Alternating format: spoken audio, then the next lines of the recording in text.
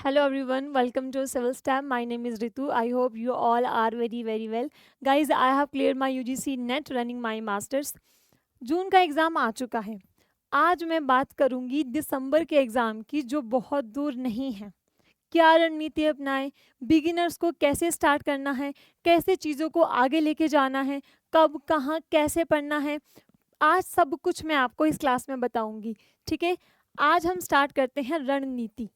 ठीक है, कि कैसे आपके अपने कंटेंट में आ सकते हैं 85 प्लस मार्क्स. बहुत सारे बच्चों का ये क्वेश्चन होता है कि हम पढ़ते तो बहुत हैं बट एग्ज़ाम में नहीं हो पाता है. क्यों नहीं हो पाता है?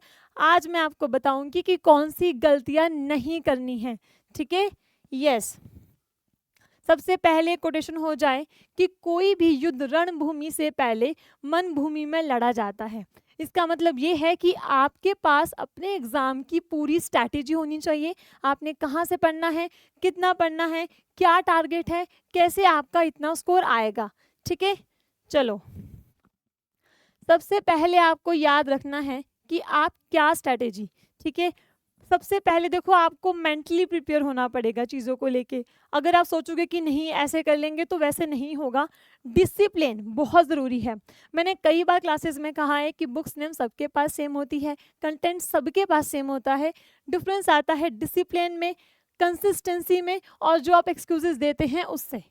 ठीक है, इसलिए अगर आप चाहते हो, सबसे पहली कंडीशन यही है 85 प्लस सोशियोलॉजी में लेने की कि आप डिसिप्लिन रहो, कंसिस्टेंट रहो. ये नहीं है कि आप 20 घंटे पढ़ रहे हैं और 4 दिन तक कुछ नहीं पढ़ा. नो, डेली चाहे 3 घंटे पढ़ो बट कंसिस्टेंट होके पढ़ो. यस, चलो. आज मैं सबसे पहले आपसे ये बात करूंगी कि सबसे पहले आपके पास सिलेबस होना चाहिए.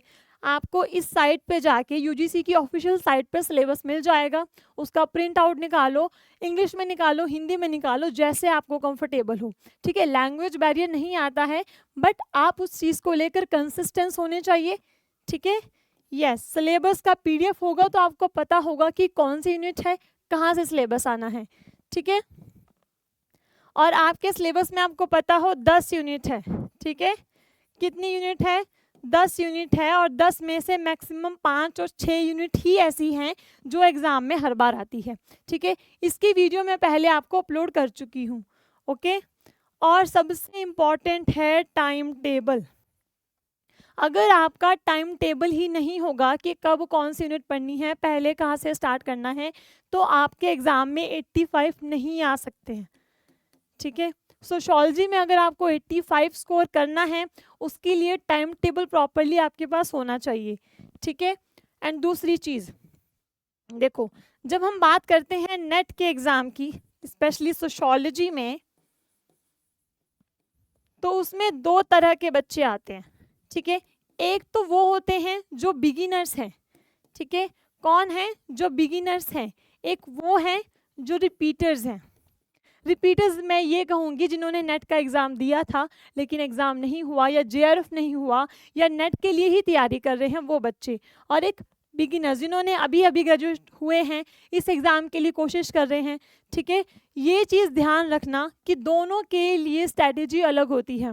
अगर आप शुरुआत कर रहे हैं और आप सोच रहे हैं कि मैं रिवीजन से शुरू करता हूँ या मैं सिर्फ मेन चीज़ें पढ़ लेता हूँ, तो उससे नहीं होगा.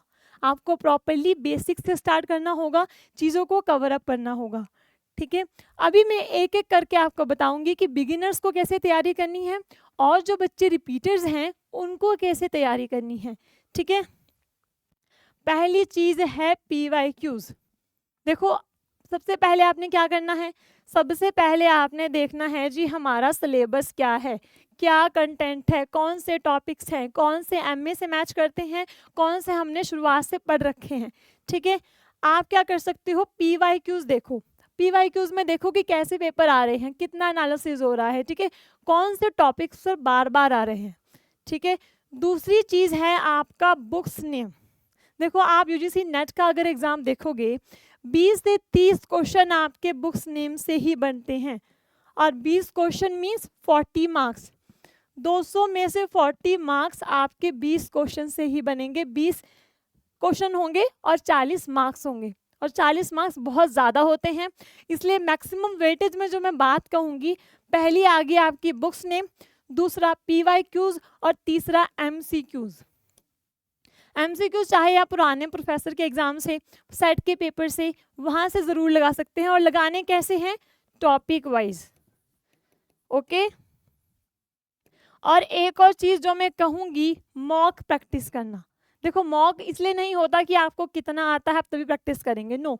मॉक इसलिए होता है कि आपको अटेम्प्टेशन का एप्टीट्यूड आ जाए, कि आपको अटेम्प्ट कैसे करना है, कितने टाइम में आप कर रहे हो, आपकी रीडिंग कैपेसिटी कितनी बढ़ रही है। ठीक है, इन चीज़ों को ध्यान रखना। अगर आप बिगिनर हैं, आपने पहले पूरा सिलेबस देखना है, उसके बाद PYQs देखो, बुक्स नम देखो, MCQs देखो और मॉक देखो, क्योंकि ये 4 चीज़ें ऐसी हैं, अगर आपने ध्यान से समझ ली एग्जाम में, तो आपके 60 to 70 क्वेश्चन कहीं भी नहीं गए। 150 स्कोर, 150 के राउंड स्कोर आप इसी चीज़ों से कर लोगे। ठीक है, इन चीज़ों को मिस मत करना। ठीक है, और स्टार्ट ऐसे ही करना।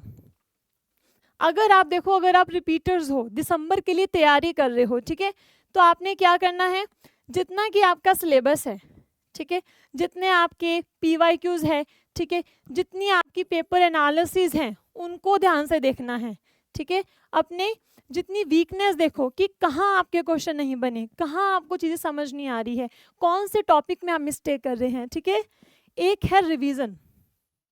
देखो कंटेंट पढ़ना ही काफ़ी नहीं होता। आप बोलो कि हमने 10 की 10 यूनिट पढ़ ली है, वो काफ़ी नहीं है जब तक आप चीज़ों को रिवाइज नहीं करोगे, क्योंकि वहाँ पर आपको ऑब्जेक्टिवली आंसर को करना है। ओके, उसके लिए रिवीजन बहुत ज़रूरी है। रिवीजन जितनी ज़्यादा होगी उतनी अच्छी चीज़ें आपको याद होगी और उतने अच्छे से आप स्कोर कर पाओगे। यस। नेक्स्ट चीज़ देखो, मैं जो बेसिक्स के लिए जो आपके बिगिनर्स हैं उनके लिए बनाऊंगी, जिन्होंने अभी अभी शुरुआत करनी है। प्लीज़ इन चीज़ों को ध्यान से समझ लो। पहली चीज़, थियोरेटिकली नोट्स बनाना सबसे पहले। जितना सिलेबस है उसको थियोरेटिकली प्रॉपर बनाओ, वेरियस सोर्स फॉलो करो।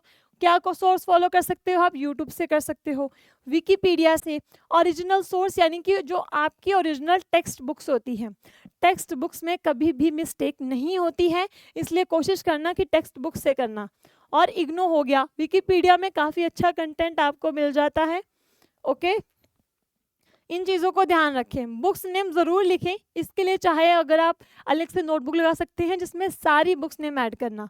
ओके, क्योंकि देखो नोट्स जो हैं वो एक बार बनते हैं, और नोट्स ऐसे बनने चाहिए कि आपको दोबारा बनाने की ज़रूरत कभी ना पड़े, वहीं से रिविज़न हो। ओके, पहली चीज़ क्या बोली?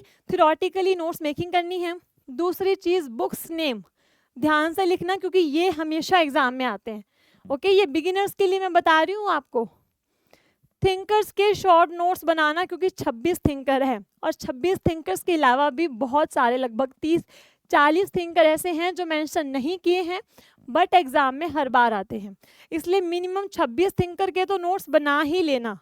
Okay, date of birth, thinkers की डेट ऑफ बर्थ क्या है, कौन सी अप्रोच है, कहाँ से बिलोंग करते हैं, ठीक है, क्या थ्योरी है, ये आपको पता होना चाहिए। ओके, और करंट अफेयर में जो डाटा आता है किसी, वो चीज़ें देख, जैसे एनवायरनमेंट पे हो गया, ठीक है, फैमिली पे हो गया, उन चीज़ों को मिस मत करना। Okay, yes. कौन कौन से आपको पॉइंट्स ध्यान रखने हैं? पहला तो शॉर्ट नोट्स बनाने हैं, दूसरा रिवीजन करनी है, ठीक है, focus on quality, content cover करने पर खाली फोकस मत करना, कितना आपको याद हो रहा है, कितने टाइम में हो रहा है, कितनी चीज़ें रिवाइज कर पा रहे हो, वो इम्पॉर्टेंट है। Okay, tricks banana, tricks in the sense कि आप जैसे कोई क्रोनोलॉजी है उसको ट्रिक से कर सकते हो याद, निमोनिक से कर सकते हो याद। Okay, yes. अपनी जो आपकी सिटिंग कैपेसिटी है उसको बढ़ाने की कोशिश करनी है, ठीक है, यस। नेक्स्ट है बेसिक रीडिंग्स की थ्योरीज, इन चीज़ों को बिल्कुल मत भूलना, क्योंकि जब मैं बात करती हूँ बिगिनर्स की, अगर आपका बेसिक स्ट्रांग नहीं है, देखो मैंने बेसिक स्टार्ट करवा दिया है दिसंबर के लिए। ओके, तो ध्यान रखना चीज़ों को, बेसिक पढ़ना बहुत ज़्यादा ज़रूरी है, ठीक है, मॉक टेस्ट भी ज़रूरी है, PYQ भी ज़रूरी है। ऐसा बिल्कुल नहीं है कि आप मॉक तब करो जब आपका एग्ज़ाम या नियर आ जाए या आपका जब सिलेबस कवर हो जाए, नो। मॉक का मतलब ये है कि आपको आइडिया हो कि पेपर आता कैसे है, कौन से टॉपिक से आता है। आप चाहो तो स्टार्टिंग में भी मॉक प्रैक्टिस कर सकते हो, क्यों करने हैं? ताकि आप नोट्स बना रहे हैं अभी, और नोट्स बनाते हुए आपको पता होना चाहिए कि मुझे किस लेवल के नोट्स बनाने हैं, किस कंटेंट से ज़्यादा नोट्स बनाने हैं। ओके, तो मॉक प्रैक्टिस करना सभी के लिए ज़रूरी है। Okay, yes. अगर मैं बात करूँ हाउ टू मेक नोट्स, इस पे मैं ऑलरेडी एक वीडियो बना चुकी हूँ। क्या करना है आपको? आप चाहो तो स्पाइरल बाइंडिंग यूज़ कर सकते हो। क्यों मैं स्पाइरल बाइंडिंग की बात कर रही हूँ? क्योंकि जो हमारे नोट्स होते हैं वो क्या होते हैं? वो होते हैं dynamic. Dynamic in the sense कि आपके नोट्स में अपडेशन होती रहती है, कभी और कुछ कंटेंट नया मिल जाएगा, किसी थ्योरी से कुछ और नई चीज़ मिल जाएगी। तो स्पाइरल बाइंडिंग अगर आप यूज़ करेंगे तो आपके लिए बहुत बहुत बेनिफिशियल रहेगा। बहुत सारी बुक्स, वेरियस सोर्स से कंटेंट बनाना, मैं बार बार कह रही हूँ, नोट्स एक बार बनते हैं। इसलिए नोट्स कैसे बनाने हैं, कितने बनाने हैं, किस टॉपिक से बनाने हैं, ये एनालिसिस करना आपको बहुत ज़्यादा ज़रूरी है। क्योंकि अगर आपके नोट्स अच्छे नहीं हुए तो आपके एग्ज़ाम में 85 तो क्या 60 भी नहीं आएंगे। समझ रहे हो? नोट्स आपका मेन हथियार है। अगर आपके नोट्स ही अच्छे नहीं होंगे तो एग्ज़ाम कैसे अच्छा होगा?